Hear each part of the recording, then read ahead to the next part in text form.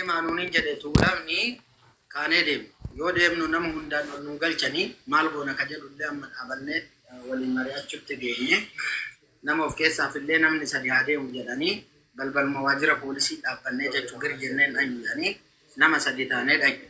Nama sadi taanee dhanye jennaan ammallee ta'aal jedhanii na waaman keessaa jechuu waajjira poolisiitti paaspoortiin na bira jira waan ta'eef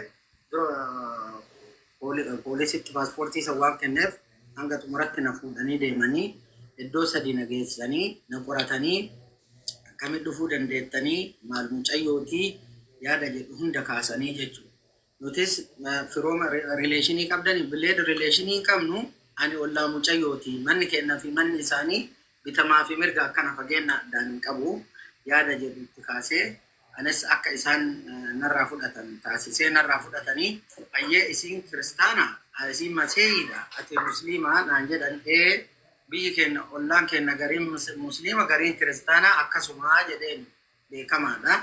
Egaa hin beekta abbaa beekta hin beeka abbaa maqaa naan jedhanii abbaa maqaa hin himee obboleessa abbaa naan jennaan mister ibaluma jedhee maqaa dha'ee jechuudha yeroo sanii. Ayyee gaarii naan jedhanii namni waan kana sochoosaa jiru hin jira maal gochaa dhuftarree naan jedhan. Wallaahi quban qabnu waan biyyarraa naa bilbilanii waajjira poolisii naannoo san jiru dhaqee qulqulleeffadhu naan jedhanii yaada jedhu kaasee ayyee silaa dhuftee jirtaa akkamitti beekuu dandeette jaarsa qabdii naan jedhan hin qabdu ani hin beeku ani biyya kana waggaa 7 as keessa jira mucayyoon bahareen turtee Beirut bahareen hin beeku biyya san irraa as dhufte erga dhufte ji'a 3 waggaa 3 wal as keessa jirti waggaa 3 walii kana na dubbiftee hin beektu ana kana bilbileetiin waan kana natti warra isiiti jaarsa isii as jira ka jedhamellee ani hin beeku ka process godhaa jiru jaarsa isiiti waan naan jedhanii jechuudha. Ayyee bilbila isaan haa kennuu dandeettanii yookiin maqaa isaan haa himuu dandeettanii bilbilee qulqulleeffadha abbaa warraa ishii kana jennaan bilbila isaallee siin kenninu maqaa isaallee sitti himnuu naan jedhan maala seerri eeyyamuu naan jedhan ookee jedheen bilbili naan jedhan siifan dhageeffataa turte hanga dhumaatti dhimoodhaan naa dawwalaa turte waan ta'eef jechuudha. Bilbili naan jennaan bilbila duraan cufata irratti bilbila jechuudha bilbila Itoophiyaa na laalaa ture waan ta'eef bilbilli cufaa jira hin qulqulleeffadha jennaan maarree deemiiti qulqulleeffadhu kottuu naan jedhan. Ayyee mucayyoon tuni akkamitti duute eessatti duute yaada jedhu kaasee gaafadha. Mucayyoon kan duute alheer keessatti magaalaa Aliyeensan keessatti mana madaanii keessatti istoorii seente offanniftee yaada jedhu kaasan ayyee guyyaan isiin duute kun yoomillee jedhee gaafata akkuma asirraa gaafatamaa turetti waan beekuuf waan isin nu gaafattanis waan beekuuf jechuudha. Guyyaan isiin duute roobii sa'aatii 6 fi daqiiqaa 20 magriiba duraanaan jira roobii gaafa guyyaa 8 guyyaa roobii sa'aatiin 6 fi daqiiqaa 20 irratti lubbuun isii bahee poolisiin dhaqee fuudhee. Ayyee amma maal godhuu qaba ree amma bakka isiin jirtu reeffasiisan dhaqee ilaaluu qabaa jedheen. Ayyee waajjira poolisii hospitaala isiin jirtu san lookeeshina nuu kennanii dhaqaa nuun jedhan. Jalqaba Hiilii poolisii isteeshinii dhaqe. Lammaffaa Alheer poolisii isteeshinii nu ergan. Sadaffaa bakka mucayyoon reeffi jiru nu erganii jechuudha.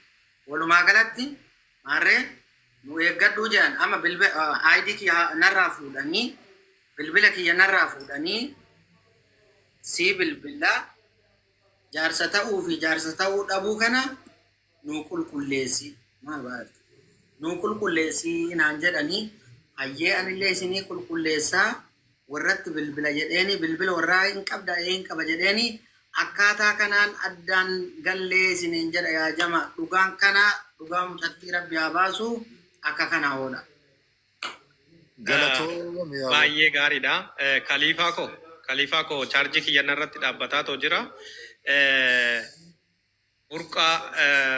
Burqaa fi kaliifaa asuma naa turaadha. Siifan immoo waan itti dabaltu hin qabdi.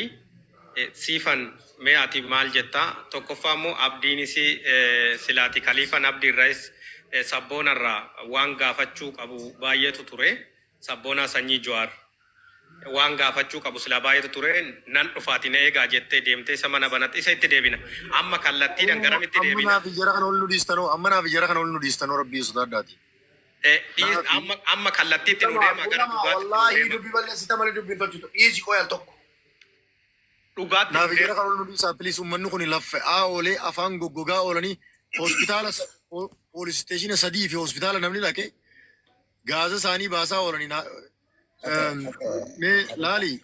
amma isa kana akkasumatti dhiisati siifan dubbii harkaa qabdi siifan dubbii harkaa qabdi. Laki siifan hin geenye absi gurguradhu xiqqoo absi siifanis hin geenye tartiibaa waa gaafanna.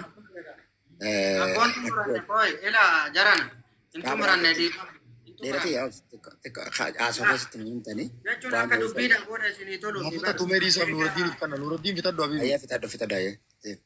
Egaa achii gallee booda si bilbila sa'a torban naan jedhanii osoo sa'aatiin torban gahin natti bilbilan. Natti bilbilanii naanaasan eessa jirtaa koottuu naan jedhan. Naan jennaan ajmaan gahee jira.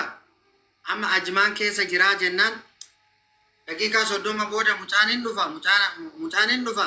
Dhufuu dandeettaa naan jedhan. Daqiiqaa 30 osoo hin taane lafti ajmaanii fi dhaleen addaan fagaata. Ganama dhufuu jedheen. Ayyee mucaan haa dhufu yoo mucaan as ga'e daqiiqaa 30 booda as ga'e mucaa gaafannee waan jirru sitti himnaa naan jedhan. Ayyee jedheeni bilbilaa gammaanatti hin bilbilee jechuudha. Awwa amma bulteerra mataan bule. Meenaa fayyara kan ol nu dhiisaa gaafas booda walitti isin gadhiisa silaa waan barbaaddan gaafattanii hangaanan irraa quufu wayin na keessa jiraana dhiisa. Nuuraddiin ulfaadhu galatoome obboleessa kiyyaa haqa mucaa tanaa baasuudhaaf halkanii guyyaa xaartanii akkana waan hedduu godhuu jirtan kanaaf galatooma. Mee duba namni bilbilli siitii fi wanni kun amma gaa informeeshina guddaa jira akkaataa mucaan kun itti duute mana madaamitti akka ta'u adda baafannee jirra. Guyyaa taate adda baafannee jirra zaa wajjiniin jechuudha. Eessa akka jirtullee adda baafannee jirra. Eenyu akka jala deemaa jiru namni akka abbaa mana sii godhee akkanii fi piroosesii biyya galuudhaaf jala deemaa jirullee isin irraa barree jira. Abbaa ta'een bareni malee. Fakkeenyaaf asitti amma namni wanni nama hundatti gaaffii ta'u jiru wanni nama hundatti gaaffii ta'u jiru ati amma piroosesa kana abbummaa fudhachuu ni dandeessa waan takkaa sirraa hir'uudha malee bilbila faamilii siisanii sirraa hir'uudha takka faamilii sii bilbiltee ummaan siitii fi abbaan sii lubbuun jiraatan firrisii nuti gurbaa kana bakka buufannee hojjan gurbaa piroosesa godhu jiru san hidhuu dandeessa si galee yoonii fi amma gaaffii nama hedduu keessatti uumamti nuti wanni barbaannu bilbilli siisanii poolisaan akka socho'u poolisni akka tuqu eenyu wajjin akka haasawaa turte kana barbaannu. Mee abdii saniin barbaada abdii hoomee poleesoo abdii na sigi jeyin. Maasha Allah. Wallahi rabbi umrii isin hareeris. Abdii. Oye. Gurbaa sana ni beektaati fuula isaa keessa. Ni beekai. Okay galatoome. Gurbaan sanii fi intalti sana hariiroo ni qabanii amma baatee afur dura fa'aa wal agarre maal akkas jaa qaamaan wal harkuu isaanii waan beektu qabdaa. Jechuun jalqabumarraa yoo namni fidee yoo isa akkamitti wal agarre. Dhugaa jirtu. Jalqaba isa sitti fide sa'aatii wal arganii sirra ta'e. Dhaala afacha waliin. Namni abdiin haa dubbatu ittuma dhiisi. namni fidee jalqabaa wal argine jechuun. Haawul lolanii haawul fadan laal jarri wal bira jiru jarri mana keessa jiru kun yoo fadan boksiin walitti ol kaani nuti nun naqu yoo fada walaa taani nuti nun naqu afaanuma isaaniitiin yeroo kanneen fi zaa qoranuu maan taane waan isaan nutti haasawaan dhaggeeffannu nuti amma as jirru kun yoonii fi loqonni keessan kan tokko ta'u taate loqonni kiyya kun isaaniif keessa yoo wayyaa ta'e itti dabratti haasawa haawul sabboonaanis nuuraddiinis wal mari'atanii waan waliin jaan haalutti as deebi'anii hin tuqinaa carraa isaanii waan fadan abdii carraa fudhadhu za'aa feete fudhadhu gurbaa kana intalatan isaatu sibira fideeme yeroo duraatiif. Maaltu gariba? Intalatan yeroo duraatiif namni walitti fideen walitti isin fideen eenyu? Namni mana kiyya fide isaa namni fide isaanii siin beeku inni haadha manaa kootiin wal beekanii yaani kana dura ijoollee biraa qaba ijoollee biraa bira fidatee kan ijaasaa biraa ta'anii. Sababa sanirraa fide ani san beekuu doorreeti. Jalqaballee sababa isii beekanii fi isiin ol beekaniif fidamchatti kan achirraan isa argee baradhee gaafa argeetiin baradhee irraa mucaan kun guyyaa lama isa gargaaru yoo isaanii Reeshinii guddaa Mucayyoon tun okay gaaffii nama hundaatu kunis mucayyoon tun gaafa mana keetti ijaazaa buutu qalbiin si fayyuma qabdii miti. nagaa jirti lakki. Galatoome. Amma isinii deebitee jirtu waan hedduu gaafachaa turtan as keessa dhageeffadha warri waa hedduu gaggaafachaa turtan. Okay. Mucayyoon tuni gaafa sagalee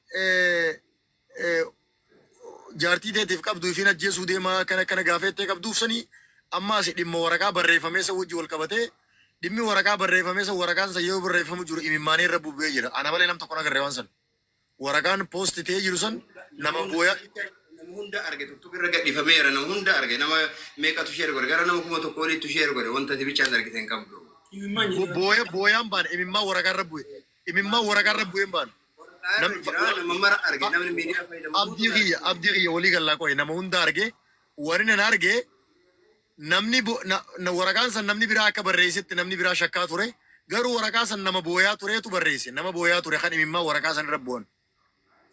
Mijattiin lafa jala barreeffattee lafa kaattee kalifa maal taate dubbii maa nama martanii lafa jala barreeffattee lafa kaat booyaa namni tokko jechuun yoo balleessuu barbaade sheexana haa ta'uu fi foofa balleessuu haa barbaaddu mijattiin tun miira keessa galtee barreessite anallee akkana fakkaatutti akka saakoloojikii aantiin tallutti sii galame malee namni booyee namni barreessee fi jiru hin jiru manaan madaamii arabaa keessa barreeftee lafa kaattee kaardii biyyaan bilbilte cinaa jira namoonni waayifaayif kaardii beektanii jirtan jedhee yaada.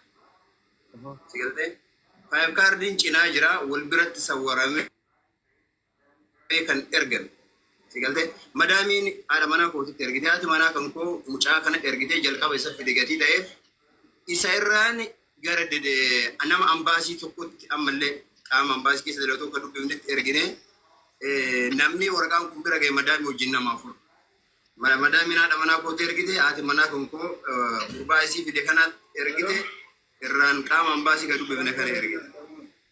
Sigalte? Okay, galatooma. Achirraan gurbaan sun gara makka dabarsee beeku ambaasii gara biraa dabarse.